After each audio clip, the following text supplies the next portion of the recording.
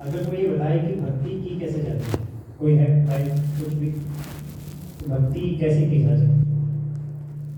कोई भगवान की सेवा। भगवान की सेवा, बहुत बढ़िया। और कोई?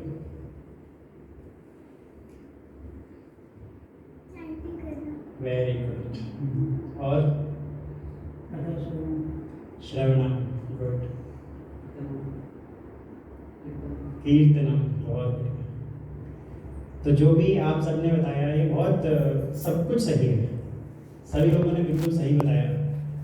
श्रवणम, कीर्तनम, विष्णु स्मरणम, पाद सेवनम, अर्चनम, वंदनम, दास्यम, सांख्यम, आत्मनिवेदनम, ये 9 तरीके हैं जिससे हम भक्ति कर सकते हैं। लेकिन भक्ति का सबसे ज़रूरी जो एक पहलू होता है वो होता है कि भगवान से अपना रिश्ता कायम करना। जैसे हमारी माता का हमसे रिश्ता होता है, एक माता का अपने पुत्र के साथ रिश्ता होता है, तो वो रिश्ता बिल्कुल क्लियर है कि उस रिश्ते में क्या भाव होगा। एक पिता का पुत्र के साथ जो रिश्ता होता है वो रिश्ता बहुत क्लियर है, और उस रिश्ते के अनुसार उस भाव को प्रकट कर सकते हैं। एक पुत्र जो होता है अपने पिता से कुछ भी बात कर सकता है, बेटा जो है अपनी माता से कुछ भी बात कर सकता है, वो रिश्ते में सीमित रह के बात करते हैं। उसी तरह से हमें भी भगवान के साथ हमारा क्या रिश्ता है ये कायम होना बहुत बहुत ज़रूरी है।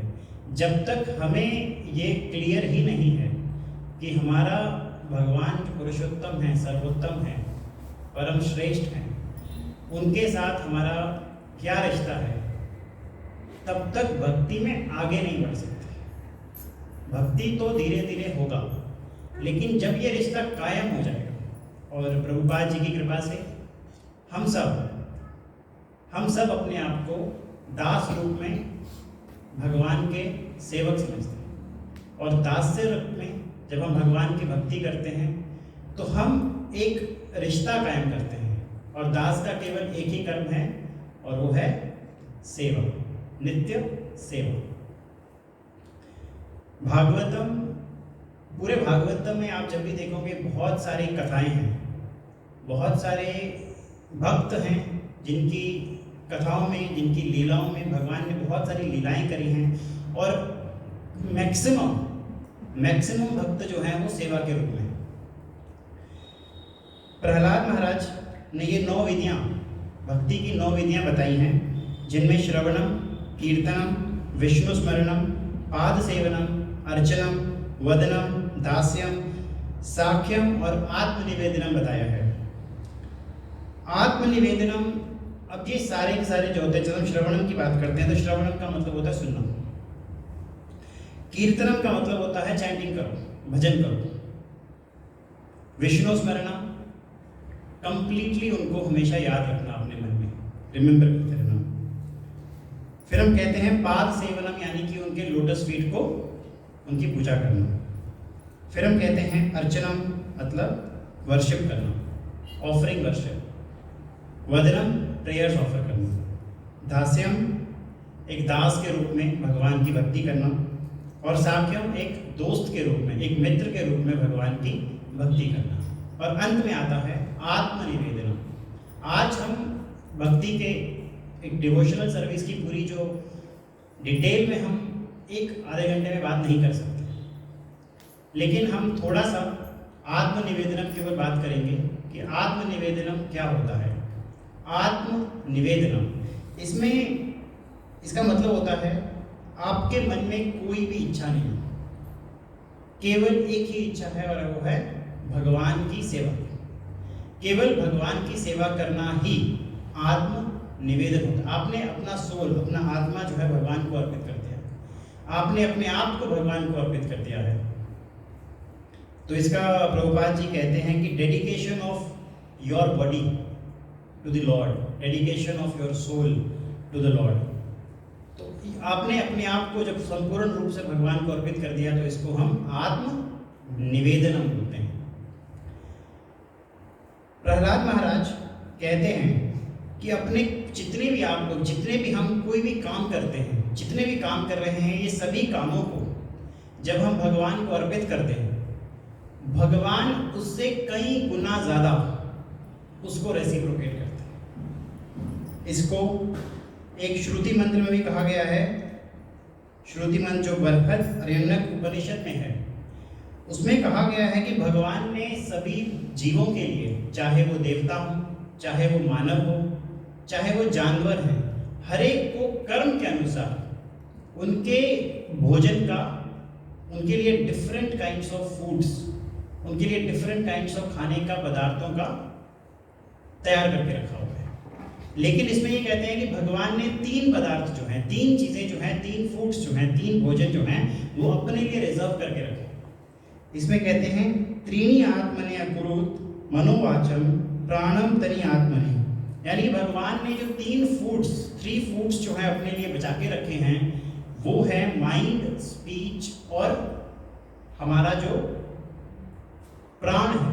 ये 3 चीज़ें भगवान ने अपने लिए बचा के रखे हैं। और ये जो 3, जब हम बात करते हैं माइंड, स्पीच और प्राण, तो इन 3 चीज़ों को यूज़ करके जब हम भगवान की भक्ति करते हैं, इन 3 चीज़ों को जब हम यूज़ करके भगवान का स्मरण करते हैं, तो उससे कई गुना ज़्यादा कहते हैं कि भगवान इसका रेसिप्रोकेशन करते हैं। ऑफरिंग अपने माइंड को, अपनी भाषा को, अपनी पूरी बॉडी को, अपने पूरे लाइफ को, जब हम ये पूरा अपना आपको पूरा संपूर्ण रूप से भगवान को अर्पित कर देते हैं, तो भगवान जो है बिना किसी रिजर्वेशन के, बिना किसी डाउट के, हमारे वो सब जो हमारे लिए अच्छा होता है वो भगवान हमारे लिए करते हैं। इसके बेस्ट एग्जाम्पल जो हैं वो बलि महाराज हैं। जब बलि महाराज को भगवान वामन रूप में आए और उन्होंने उनसे 3 पग ज़मीन मांगी, तो उन्होंने अपना सब कुछ अर्पित कर दिया। उन्होंने बिल्कुल बिना सोचे समझे सब कुछ अर्पण कर दिया। तो इसे कहते हैं सब कुछ अर्पण कर देना। उनके सामने बहुत कुछ था, लेकिन सब कुछ अर्पण कर दिया। उसी तरह से अम्बरीश महाराज थे, उन्होंने भी अपना, इतना बड़ा राजा थे, लेकिन सब कुछ 24 घंटे भगवान की सेवा में लगे रहते थे। तो रामायण में आज हम जिन एक स्पेशल डिवोटी की चर्चा करेंगे, जिनका आत्मनिवेदन से बहुत ही ज़्यादा क्लोज रिलेशन है। रामायण में एक बहुत ही स्पेशल डिवोटी है और इनका नाम है जटायु। रामायण में अगर हम देखें तो ये 9 जो विधियां हैं, इनके लिए कोई ना कोई था। हनुमान जी जो हैं वो श्रवणम, भगवान की बात सुन के उन्होंने सुनना है, उसको इम्प्लीमेंट करना है। वाल्मीकि जो थे वो भगवान का गुणगान करते थे। माता सीता जो है वो हमेशा भगवान को याद करती, 24 घंटे भगवान को याद करते रहते। तो रिमेम्बरेंस जिसकी बात करें, विष्णु स्मरणम, वो सीता माता जो है वो 24 घंटे भगवान को याद करते थे। भरत जो है भगवान के लोटस फीट को, भगवान के जो चरण कमल हैं उनको हमेशा उसको पूजते थे। सबरी जो है वो भगवान को वर्शिप करते थे। विभीषण जो है वो भगवान को प्रेयर्स ऑफर करते थे। लक्ष्मण जो है हमेशा सेवक के रूप में रहते थे। सुग्रीव जो है भगवान के मित्र थे। और जटायु जो हैं वो आत्मनिवेदन यानी कि कंप्लीट बॉडी माइंड और अपना शब्द जो है उन्होंने भगवान को अर्पित करते। तो ये सारे विधि जो हैं हम देखते हैं कि सभी विधियों में, रामायण में सारे विधि जो हैं इनकी पूजा का क्लियर कट बताया है कि कौन कौन किसके लिए, और हम सब ने रामायण सुनी है।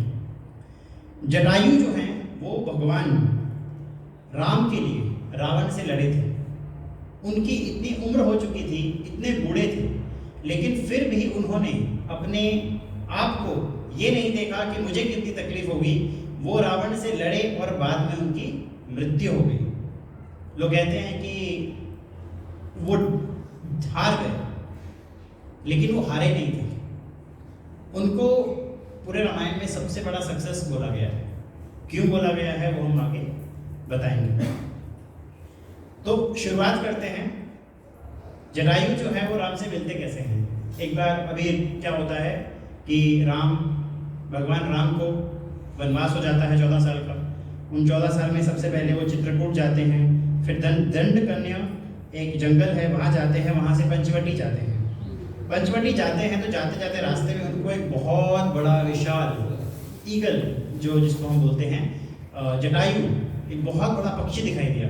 तो उनको क्योंकि जंगल में बहुत सारे दानव होते हैं, बहुत सारे ऐसे लोग होते हैं जो कभी भी मतलब तंग करने के लिए आए होते हैं, तो उनको लगा कि ये कोई ना कोई डीमन है। तो जैसे ही उन्होंने देखा कि एक डीमन सामने आया, तो वो पास में गए। जैसे ही वो पास में गए तो जटायु ने भगवान राम को देखा और वो पहचान गए। उन्होंने बोला, बेटा राम, मैं तुम्हारे पिता का दोस्त हूँ। तो भगवान राम को उन्होंने बताया कि जैसे उन्होंने बोला कि मैं आपके पिता का दोस्त हूँ, और फिर उन्होंने अपनी पूरी परंपरा का जिक्र किया कि जटायु असली में कौन है।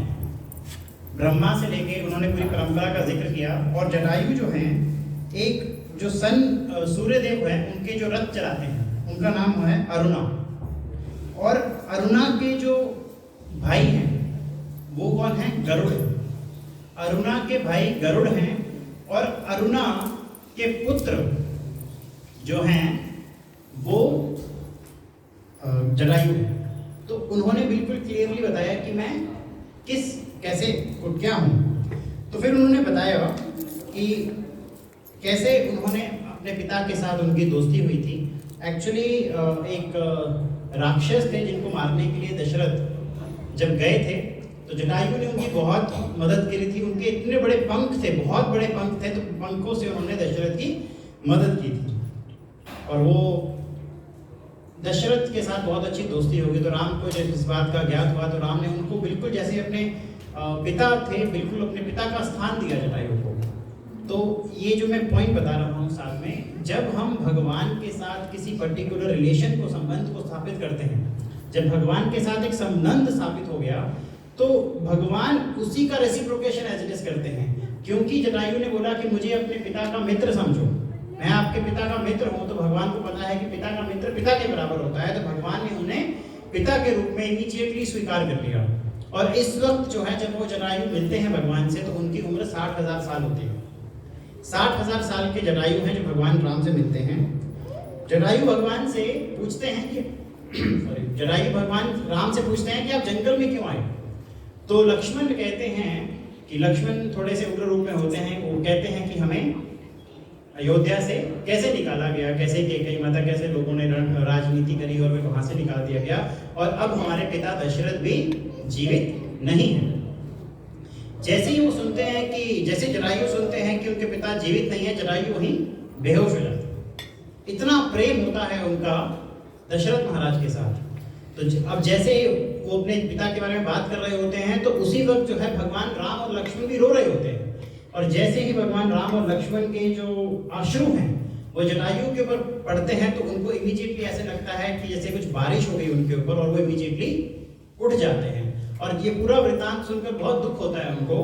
और कहते हैं कि जब एक बार, जब मैं बात कर रहा था राक्षस के साथ, उनका प्रोटेक्शन किया था इन्होंने, तो दशरथ महाराज ने कहा था कि मैं बॉडी हूँ और तुम मेरी आत्मा हो, तुमने मेरा जीवन मुझे बचाया है, तो मेरा जो है, मैं एक आत्मा के रूप में हूँ और तो मैं एक बॉडी हूँ लेकिन तुम मेरी आत्मा हो।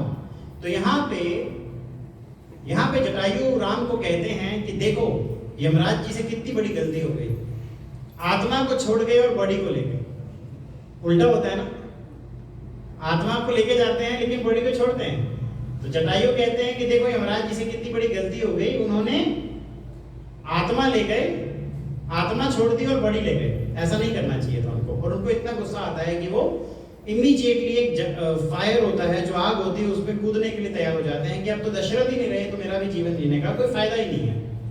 तो भगवान राम उनको रोकते हैं, कहते हैं ऐसा मत करो, अगर मैं अपने एक पिता को खो चुका हूं, मैं दूसरे पिता को खोना नहीं चाहता। तो जटायु ऐसे बहुत पैसिफाई हो जाते हैं और कहते हैं कि अब मेरे पास एक ही काम है, मैं, क्योंकि आप लोग जंगल में हो, जंगल में बहुत सारे ऐसे जानवर हैं जो खाने को रेडी हो जाते हैं, बहुत सारे दानव हैं, यहाँ रहना आसान नहीं है। तो मैं अभी अपना, जटायु जो थे वो अपने ईगल कम्युनिटी के राजा थे, कहते हैं कि मैं सब कुछ छोड़ छाड़ कर आपके सेवा करना चाहता हूँ और मैं इंश्योर करूंगा कि आप लोगों को यहाँ कोई तकलीफ ना हो। अब भगवान राम इसको स्वीकार करते हैं और जटायु जो है वो 10 साल हर दिन भगवान के एज ए जंगल में गार्डियन रहते हैं। और वो भगवान के सेवा में रहते हैं। 10 साल पंचवटी में जहाँ पे भी कुटिया थी वहाँ पे जटायु हमेशा पास में रहते हैं। और होता क्या है कि ऐसे 10 साल खत्म हो गए तो मतलब पूरे वनवास के 13 साल खत्म हो जाते हैं। और 13 साल खत्म होने के बाद वो समय, वो सीरीज ऑफ इवेंट्स होता है जब रावण जो है वो माता सीता को अपहरण करने के लिए योजना बनाता है। और एक दिन रावण आ जाता है। हम उन इवेंट्स पे नहीं जाएंगे क्योंकि हम आत्मनिवेदन की बात कर रहे हैं, जटायु जी की बात कर रहे हैं आज। तो अब होता क्या है कि वो रावण जो है वो माता सीता को अपहरण कर लेता है और जा रहा होता है। तो माता सीता जो हैं वो हेल्प, वो मदद मांग रही होती हैं, बहुत जोर जोर से रो रही होती हैं, चिल्ला रही होती हैं। और रावण जो होता है अपने रथ पे उनको उठा के लेके जा रहा होता है, उनका जो पुष्पक विमान होता है। अब क्या होता है कि सीता माता, जटायु जो है वो सीता माता को देखते हैं, आवाज सुनते हैं, क्योंकि आसपास ही होते हैं, गार्डियन का काम कर रहे हैं, तो आसपास ही होते हैं, सुनते हैं, देखते हैं और इमीडिएटली रावण को रोकते हैं। अब सीता माता क्या चाहती हैं? सीता माता जटायु को देखती है, वो जानती हैं कि जटायु जो है वो 60,000 साल के हैं, उनकी उम्र बहुत ज्यादा हो चुकी है। वो बिल्कुल एक्सपेक्ट नहीं कर रही है कि जटायु जो है वो रावण से लड़ेंगे। वो जटायु को कहते हैं कि आप कृपया करके मेरे राम को ये बताइए कि मैं ऐसी सिचुएशन में हूं और वो आके मुझे बचाएं।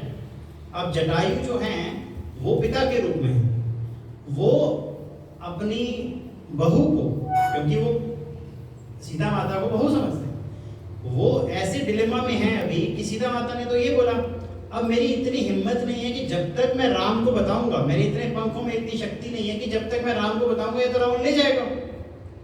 और मैं इतना बूढ़ा हो चुका हूं कि मैं रावण से लड़ूंगा तब भी मैं सीता को नहीं बचा पाऊंगा। तो अभी वो इस असमंजस की सिचुएशन में है कि जैसे अर्जुन असमंजस की सिचुएशन में थे भगवत गीता के स्टार्टिंग में कि मैं लड़ूं या ना लड़ूं, तो यहाँ पे जटायु बहुत ही असमंजस सिचुएशन में है। अब एज ए डिवोटी वो, उन्होंने भगवान राम को ये वचन दिया होता है कि मैं आपकी रक्षा करूंगा जंगल में।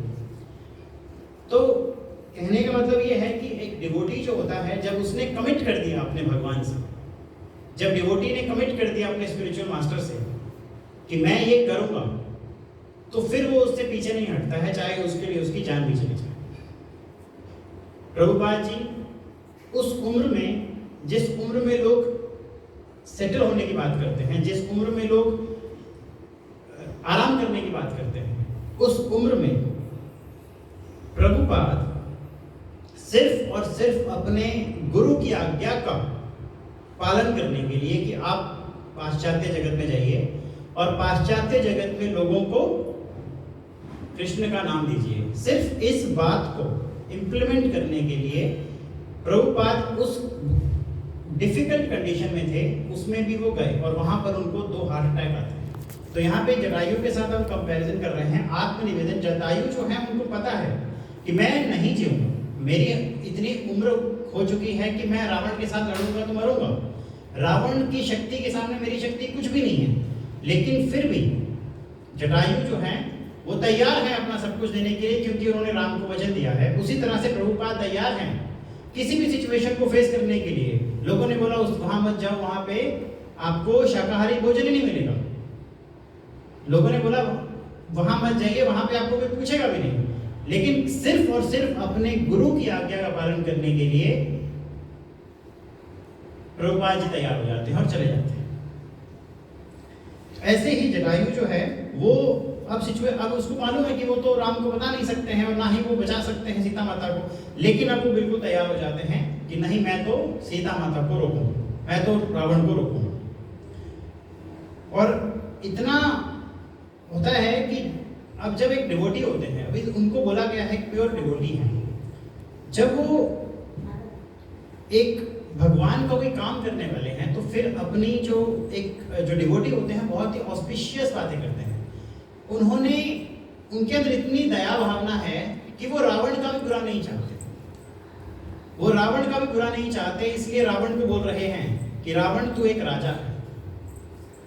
इसी स्त्री को अपहरण करेगा तो तेरा नाम खराब होगा। इतना तुमने अभी तक जो अपने नाम इतना ऑपुलेंस क्रिएट किया है, वो सारा ऑपुलेंस हरा का खत्म हो जाएगा। इस ऑपुलेंस को खत्म मत करो। वो रावण का भी भला कहता है, और रावण का भला करते करते वो एक सिंसियर डिवोशन भी दिखा रहे हैं भगवान की तरफ कि ही उनके पास कुछ ऐसा धन नहीं है, लेकिन उनका धन केवल और केवल भगवान के प्रति जो सिंसियर उनका डिवोशन है, केवल वही उनका असली धन है। अब यहाँ पर वाल्मीकि जो है, वाल्मीकि जटायु को श्रीमन कहते हैं। पूरे रामायण में यहाँ पे वाल्मीकि जटायु को श्रीमन कहते हैं। श्रीमन क्यों कहते हैं? क्योंकि जटायु के पास खुद का कोई मटेरियल, खुद का कोई धन नहीं है, उनके पास केवल और केवल खजाना है, तो वो भक्ति का है और एक स्ट्रॉन्ग डिजायर है भगवान की सेवा करने का। तो ये एक उस डिवोटी की डिजायर होता है जो अपना सब कुछ भगवान को अर्पण करने पे तैयार हो। उन्हें और उनका ये ऑपुलेंस जो है, उन्हें कोई ऑपुलेंस नहीं चाहिए था।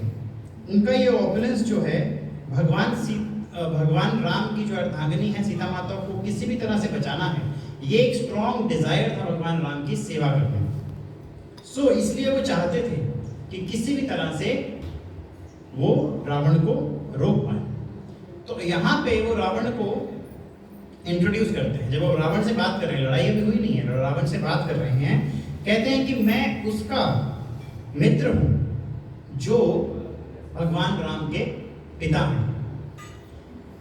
मैं उनका एक भक्त हूं जो हमेशा भगवान, मैं वो भक्त हूं भगवान का जो हमेशा उनके नाम लेता रहता हूं। मैं केवल और केवल भगवान की भक्ति करता हूं, मेरे पास और कोई धन नहीं है, मैं और कुछ नहीं कर सकता हूं। मैंने अपने जीवन में कंप्लीट शेल्टर लिया है भगवान का। अब ये कंप्लीट शेल्टर लेने की बात होती है कि जब हम बोलते हैं कंप्लीट शेल्टर, तो इसका मतलब होता है कि हम अपना कर्म करें, लेकिन उसके बाद जो उसका होना है, उसका रिजल्ट आना है, वो भगवान पे छोड़ दो। इसको हम बोलते हैं कंप्लीट शेल्टर। इसमें हमारे गुरु महाराज कहते हैं कि जब भी हम कोई काम करते हैं, हम कृष्णा विलिंग पक्का बोलें। जैसे मान लो आज मैं यहाँ से अभी मुझे वापस जाना है पणजी, तो मैं ये बोलूँगा Krishna willing I will go to Panaji. क्यों बोलना है कृष्णा विलिंग? हमने प्लान बना लिया, लेकिन फाइनल प्लान किसका है? फाइनल प्लान कृष्णा का है। तो we have to say Krishna willing before we say anything. कुछ भी काम हो, Krishna willing I will take prasad. Krishna चाहेंगे तो हमें प्रसाद मिलेगा, नहीं तो नहीं मिलेगा। तो एवरीथिंग, हर चीज के पहले हमने कृष्णा विलिंग बोलना ही है। That is our surrender to lord. That shows कि हम भगवान को सर्वोत्तम मानते हैं। दैट इज व्हाई हम कृष्णा विलिंग बोलते हैं। लेकिन नहीं तो ये भी बोलते हैं I desire to do this and this. No, Krishna willing, if Krishna decides, Krishna wants, I will get something. So यहाँ पे वो रावण को समझा रहे हैं, रावण तो ये सब काम मत कर, ये बहुत गलत होगा, ऐसा करने से तेरे जीवन का बहुत बड़ा नुकसान होने वाला है। तुमने जो अभी तक इतना क्रिएट किया है, अपना ऑपुलेंस, अपना महल, अपना तुमने जीवन में इतना तुमने जो कहते हैं ना कि ऑपुलेंट सब कुछ आपके पास है, वो सब कुछ खत्म हो जाएगा। तो वो राम का भला चाहते हैं और यहाँ पे अंत में बोलते हैं ओ माय ब्रदर, हे मेरे भाई, ऐसा मत करो। जब ऐसा बोलते हैं कि हे मेरे भाई का मतलब क्या है? अब रावण तो सीता माता को लेके जा रहा है, वो कितना बुरा इंसान है, लेकिन यहाँ पे जटायु उनको बोलते हैं मेरे भाई ऐसा मत कर। तो ये एक भक्त की बहुत बड़ी निशानी है। भक्त चाहे कितना भी बड़ा ब्राह्मण क्यों ना हो, भक्त चाहे कितना भी बड़ा ब्राह्मण क्यों ना हो, वो किसी पे फर्क नहीं देखता। एक जो सन्यासी होते हैं, जो प्योर डिवोटी होते हैं भगवान के, वो किसी पे भी कोई भी फर्क नहीं देखते, चाहे वो जानवर हो या फिर महात्मा हो। तो यहाँ पे जटायु रावण का भला चाहते हैं, इसलिए बोल रहे हैं कि मेरे भाई ऐसा मत करो। हमें भी कोई अगर किसी का भला चाहना होता है तो बड़े प्यार से बोलते हैं मेरे भाई ऐसा मत कर। ऐसा करने से बहुत बड़ा नुकसान हो सकता है, ये मत करो। तो जटायु उनको इस भाव से समझा रहे हैं। तो यहाँ पे जटायु के बहुत क्लियर डिवोशनल सर्विस होने का हमें अंदाजा मिलते हैं। तो कह रहे हैं, ऐसा बोलने के बाद फिर वो भगवान राम का गुणगान करते हैं। देखो एक डिवोटी जो है लड़ने जा रहा है, किससे लड़ने जा रहा है? जिसको राम से कोई मतलब नहीं है, लेकिन वो राम के गुणगान करे जा रहा है। तो दूसरा जो आत्मनिवेदन का जो सबसे बड़ा एग्जाम्पल है कि अपने मन से, अपनी स्पीच से, अपने माइंड में तो 24 घंटे वो भगवान के बारे में सोचते रहते हैं, भगवान राम के दुश्मन के सामने राम का गुणगान किए जा रहे हैं। राम कौन है? दशरथ के पुत्र हैं। राम कौन है? इस दुनिया जगत पिता हैं। राम कौन है? वो इस दुनिया के हर एक व्यक्ति के सभी को खुश रखने वाले हैं, सभी का ध्यान रखने वाले, इस दुनिया में हर कण कण के प्राणी का ध्यान रखने वाले हैं, बहुत पावरफुल हैं। भगवान मर्यादा पुरुषोत्तम हैं। तो वो रावण को भगवान का गुणगान करके बता रहे हैं कि तुम जो काम करने वाले हो वो आम इंसान नहीं है जिनके साथ तुम एक ऐसा कार्य कर रहे हो, बहुत ही बड़े पावरफुल इंसान हैं, भगवान है वो। लेकिन रावण तो सुनने के मूड में ही नहीं है। रावण तो एक बता रहे हैं कि तुम जो काम करने वाले हो इससे बड़ा अपराध ही नहीं हो सकता। लेकिन कहते हैं कि भक्त का काम एक ही होता है, भगवान का गुणगान करना। सुनना ना सुनना दूसरे व्यक्ति पर डिपेंड करता है, लेकिन हमने अपना काम छोड़ना नहीं है। हमने भगवान को ग्लोरीफाई करना ही है। जब मौका मिले भगवान को ग्लोरीफाई करो। तो यहाँ पे सेम चीज जो है, प्रभुपाद जी जब वो अमेरिका गए तो अमेरिका में प्रभुपाद जी ने क्या किया? अमेरिका में प्रभुपाद जी के पास कुछ भी नहीं था। वहां पे उन्होंने उन लोगों से जो हिप्पीज थे अमेरिका के, जो ड्रग्स में डील करते थे, ऐसा कोई बुरा कर्म नहीं जो उन्होंने ना करा हो, वो ऐसे लोगों के साथ रहे। और उनको पता था कि इन लोगों को अगर मैं डायरेक्टली बोलूंगा कि कृष्णा इज गॉड तो देखो उनको समझ नहीं आएगा, उनको समझ नहीं आएगा कि क्या बोल रहे हैं। तो उन्होंने क्या किया? उन्होंने ग्लोरिफिकेशन किया कृष्णा की।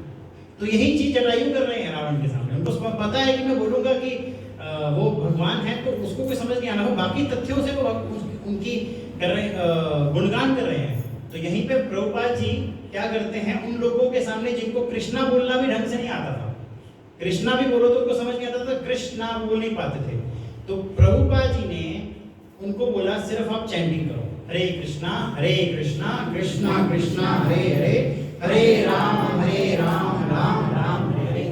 उन्होंने बोला कि सिर्फ तुम चैंटिंग करो। और वो जो हिप्पी थे, जो ड्रग्स में थे, उनको इतना मन लगा चैंटिंग में कि उनके अंदर प्यूरिफिकेशन होने लग गया। वो प्यूरिफिकेशन होने लग गया और बहुत ही अच्छे भक्त बन गए। तो ये भक्त की क्वालिटी होती है कि वो दूसरों को भक्त बना देता है। मैं पिछली बार ये छोटा सा दिवाली में बात कर रहे थे हम, तो बता रहे थे कि प्रभुपाद जी इतना बड़ा लेक्चर नहीं लेते थे जितना यहाँ पे हम लोग आजकल लेते हैं। प्रभुपाद जी को बात करने के लिए, किसी को समझाने के लिए बहुत टाइम नहीं लगता था। वो 20 मिनट मैक्सिमम बात करते थे और 20 मिनट में जितने भी सत्संग में आते थे उनमें से आधे से ज्यादा वही डिवोटी बन जाते। इतना प्रभाव था उनका, इतनी पवित्रता थी उनके अंदर, इतना ज्यादा प्योर डिवोटी थे वो। और उन प्योर डिवोटी की छाया में हम लोग अपने आप को बहुत ज्यादा लकी समझना चाहिए हमें। एक बार प्रभुपाद जी फ्लाइट में जा रहे थे, तो फ्लाइट में फेरारी का ड्राइवर था, तो प्रभुपाद जी के साथ बैठ गए। अब प्रभुपाद जी कम से कम शब्दों में इंसान को भक्त बनाते थे। कैसे? पूछा उन्होंने उससे, फेरारी के ड्राइवर से, कि आप गाड़ी चलाते हैं? तो उन्होंने हाँ गाड़ी चलाता हूँ। तो उन्होंने बोला कि कितना स्पीड है गाड़ी का? तो कहते 250 है, 300 है, 400 भी हो जाता है। नेक्स्ट सेंटेंस प्रभुपाद कहते हैं इसमें एक्सीडेंट भी होता है? कहते हाँ होता है। कहते लोग मरते भी होंगे? कहते हाँ मरते हैं। तो नेक्स्ट सेंटेंस, मरने के बाद वो कहाँ जाते हैं? मतलब 4 सेंटेंस के बाद वो प्रभुपाद जी उसको ले गए अपने आध्यात्मिक जगत में। और जब तक वो फ्लाइट लैंड करी उसके हाथ में माला और डंडी थी। इतना बड़ा प्रभाव है एक प्रभुपाद जी जैसे प्योर डिवोटी के अंदर। और कहते हैं अभी हम लोगों के अंदर जितने भी बहुत कम प्रवक्ता हैं जो इतने प्योर डिवोशनल सर्विस में होंगे कि उनको देखकर ही इंसान जो है भक्ति में आ जाए। तो ऐसे प्रभुपाद जी के अंडर हम लोग बैठे हैं। तो कहते हैं कि टॉम्किन स्क्वायर एक जगह है अमेरिका में, जिसने लिखा कि Swami ji convinces the most difficult audience in this world. मतलब सबसे डिफिकल्ट ऑडियंस कौन हो सकती है? शराबी। शराबी को बोलोगे कि ये भगवान है, शराबी को समझ में आएगा क्या कुछ? तो भगवान ने ऐसे लोगों के साथ जो शराबी से भी बदतर सिचुएशन में थे, रात को ड्रग्स लेके वो नालियों में मिलते थे, ऐसे लोगों को प्रभुपाद जी ने भक्त बना दिया। तो ऐसे प्रभुपाद जी हैं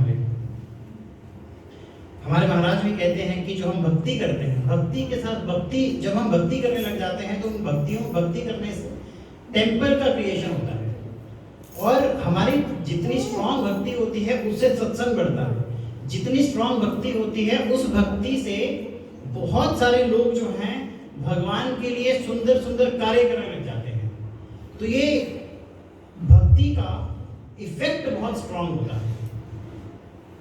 तो यहाँ पे जटायु भगवान को, रावण को फिर काउंसलिंग कर रहे हैं कि भाई तू ऐसा मत कर, राम की पत्नी को लेके जा रहे हो। वो उल्टा अभी तक तो ये बता रहे थे, अभी बोल रहे हैं कि तुम एक पत्नी को लेके जा रहे हो, राम की जो राजा है उसका प्रोटेक्शन करना तुम्हारा धर्म है, लेकिन तुम वो नहीं कर रहे हो। एक बहुत बड़ा एग्जाम्पल तुम दुनिया के सामने एस्टैब्लिश कर रहे हो, तुम्हारी ब्राह्मण हो, तुम्हारी बहुत बड़ी ख्याति है, और तुम ये करके अपना नाम खराब कर रहे हो, पूरे ब्राह्मण जाति का नाम खराब करने वाले हो। तुमने जो किया, राम ने अभी तक कुछ नहीं करा।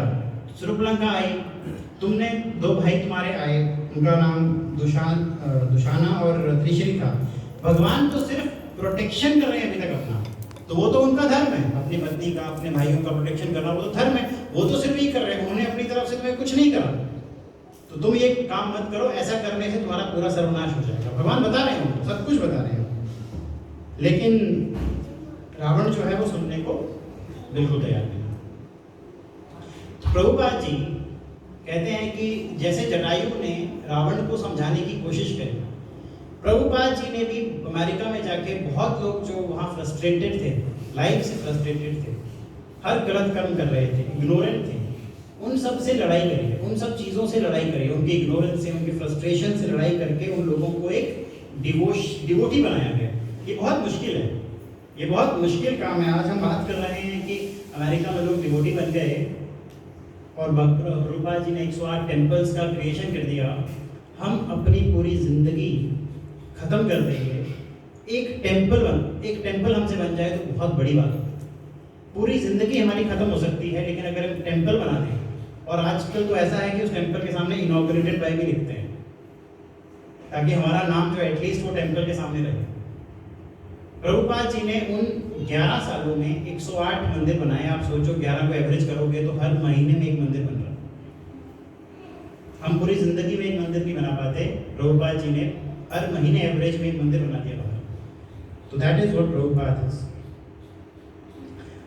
तो प्रभुपाद जी के लास्ट, अब जटायु जो है अंत समय चल रहा है उनका, उनको पता है कि मेरी मृत्यु हो जाएगी, लेकिन फिर भी वो रावण को समझाने की कोशिश कर रहे हैं। प्रभुपाद जी को भी अंत समय, जब उनका बिल्कुल बेड में थे, उनकी मृत्यु का समय हो गया था, तो वहाँ पे लोगों ने बोला कि लंदन में आपको बुलाया है प्रवचन करने के लिए। तो प्रभुपाद जी बोले ठीक है मैं चलूँगा, कंडीशन इज नॉट देयर, जाने की कंडीशन नहीं है, लेकिन प्रभुपाद जी कहते चलेंगे हम। तो सभी ने रोका, उनको डिसाइपल्स ने रोका। तो प्रभुपाद जी ने कहा it is better to die in the battlefield, कि जो मेरा रणभूमि है उसमें मरूं तो उससे अच्छी बात क्या है? जो कृष्ण सेवा करते हुए मेरी मृत्यु हो जाए उससे बड़ी बात क्या है? इसमें मुझे अपने महाराज की बात याद आती है। भुज में, मैंने पहले ही बताया था, भुज में महाविष्णु गोस्वामी महाराज हमारे गुरुदेव हैं। तो क्या हुआ था कि भुज में भूकंप आ गया था 26 जनवरी, कई साल पहले की बात है। तो महाराज भुज में टेम्पल में थे, 2nd फ्लोर में।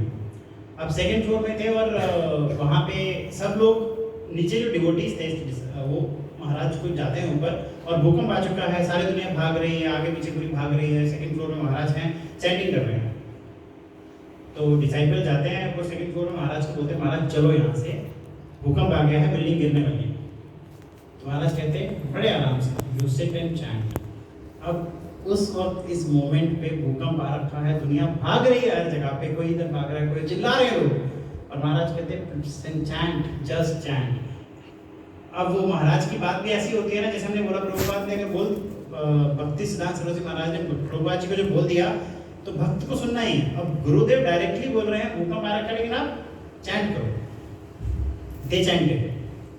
और वो कहते हैं कि जितना प्योर चैंटिंग उस दिन हुआ, ना उसके पहले हुआ ना उसके बाद हुआ, इतना सिंसियर स्ट्रॉन्ग दिल से प्योर चैंटिंग हुआ उस दिन, और उस टेम्पल को एक खरोच तक नहीं। That is what is the power of chanting, power of devotional service. तो इसी तरह अभी क्या होता है, जटायु जो है वो भगवान राम को अपना पुत्र भी मानते हैं। तो जटायु ने अपने पिता का धर्म, एक भक्त का धर्म, ये सभी धर्मों को लेके हुए भगवान के साथ उनका रिश्ता कायम हो गया। और एक धर्म है कि अपनी बहू को किसी भी तरह से बचाना है, तो वो उस धर्म को लेके चल रहे हैं, कैसे भी कैसे मुझे बचाना है। उसी तरह से हमारे घरों में कई सारे ऐसे भक्त होंगे जिनके घर में लड्डू गोपाल है। अब क्या होता है, लड्डू गोपाल, कई लोग क्या होते हैं, बच्चे लड्डू गोपाल को बिल्कुल अपना ऐसे मित्र की तरह पालने लग जाते हैं, पुत्र की तरह मानते हैं।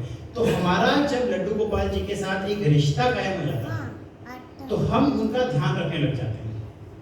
तो जैसे हम उनको पुत्र के रूप में देखते हैं तो वो भी फिर हमें इक्वल रेसिप्रोकेशन देते हैं। उसी तरह से यहाँ जटायु जो है भगवान को बिल्कुल भगवान की पत्नी को बचाने की कोशिश करे, एक रिश्ता कायम हो चुका है, उस रिश्ते को वो मना रहे हैं। कहते हैं कि अगर जो भगवान के डीटीज हैं, अगर आज हम उनको वुड समझते हैं, अगर आज हम उनको मेटल समझने लग जाते हैं, तो हमारी भक्ति कितने भी ऊपर लेवल पे पहुंचे, खत्म, भक्ति है ही नहीं।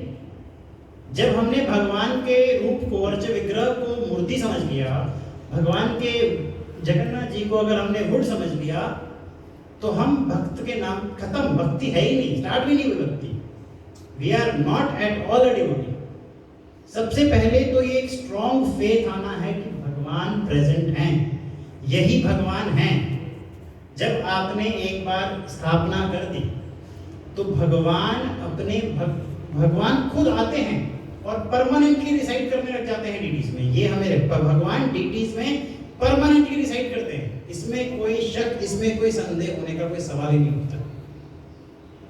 अब यहाँ पे लड़ाई शुरू, अब उनको पता लग गया जटायु हो गया, बहुत हो गया, अब तो रावण मानने वाला नहीं है। तो वो जटायु क्या करते हैं, अब लड़ने के लिए तैयार हो जाते हैं। और ये बहुत कम लोगों को मालूम है, जो वाल्मीकि जी ने पूरा एक चैप्टर और बहुत लंबा चैप्टर जटायु और रावण की लड़ाई के ऊपर लिखा। कहते हैं कि जटायु इतने तीव्र गति से लड़ रहे हैं, क्योंकि एक होता है ना भाव, अगर हमारे ही घर में हमारे किसी रिश्तेदार को, बहुत ही क्लोज पुत्र को कोई लेके जा रहा हो, तो एक माता क्या करेगी, अपनी पूरी शक्ति लगा देगी उसको बचाने के लिए। तो यहाँ जटायु जो है, जितनी शक्ति उनके पास होती है उसे कई गुना ज्यादा शक्ति से, कई गुना ज्यादा क्रोध से रावण के ऊपर वार करते हैं। कहते हैं कि वो रावण के ऊपर अपने पूरे जो बीक है, जो उनकी चोंच है, अपने पूरे पंख है, उससे उसका पूरा चैरियट जो है तबाह कर देते हैं। रावण चैरियट में अकेले नहीं होते, उनके साथ दो तीन, जैसे होता है ना कहीं भी जा रहा है तो दो तीन डीमंस भी साथ में होंगे, चैरियट भी, चैरिटर है, तो वो चैरिटर को उसका अपने चोंच से उसका सर तोड़ देते हैं, उसके डीमंस को मार देते हैं। आर्मर जो होता है रावण का, जो आगे आर्मर रखा होता है उसने, जैसे कवच होते हैं, उसका कवच तोड़ देते हैं और पूरा रावण का जो धनुष्मान है उसको खत्म कर देते हैं। तो मतलब इतना पावरफुल तरीके से वो रावण का सब कुछ खत्म कर रहे हैं। That is the power of a devotion. दम नहीं है, लेकिन फिर भी उन्होंने रावण को इतना दम किया, उनका चैरिटर को मार दिया कि भगवान रावण को अपने रथ से उछलना पड़ा, और उछल के वो जमीन पे सीता माता को हाथ में लेके जमीन पे आता है। वहां भी जटायु जो है उसको छोड़ते नहीं है, बहुत ज्यादा भीषण युद्ध होता है। और अब रावण को क्या लगता है कि जैसे जैसे ये रोकेगा वैसे वैसे मेरी मुश्किल बढ़ेगी, और भी लोग आएंगे तो मेरे को सीता को ले जाने में दिक्कत हो सकती है। क्योंकि पावर के बारे में तो एक्चुअल में तो रावण को सब पता था कि रावण की पावर क्या है। पावर के बारे में बताया तो कोई रोके ना, now he tries to move, भागने की कोशिश करता है, लेकिन फिर जटायु जो होता है उसके पीछे उसका पूरा जो है बैक के ऊपर वार करते हैं और उसको पूरा तोड़फोड़ बहुत मारते हैं। तो अब फिर क्या करता है, रावण के पास एक शिव के द्वारा दिया गया तलवार होता है। उस तलवार का, हाँ, चंद्रहासा उस तलवार का नाम है, जो भगवान शिव ने रावण को दी होती है। तो एक जटायु को मारने के लिए रावण की पूरी शक्ति काम नहीं आई। रावण को शिव के द्वारा जो तलवार दी गई उसका इस्तेमाल करना पड़ा, और उस इस्तेमाल करने से उसने जटायु के पंख और जटायु का टांगे दोनों काट दी। अब जटायु जो है वो उड़ने के लायक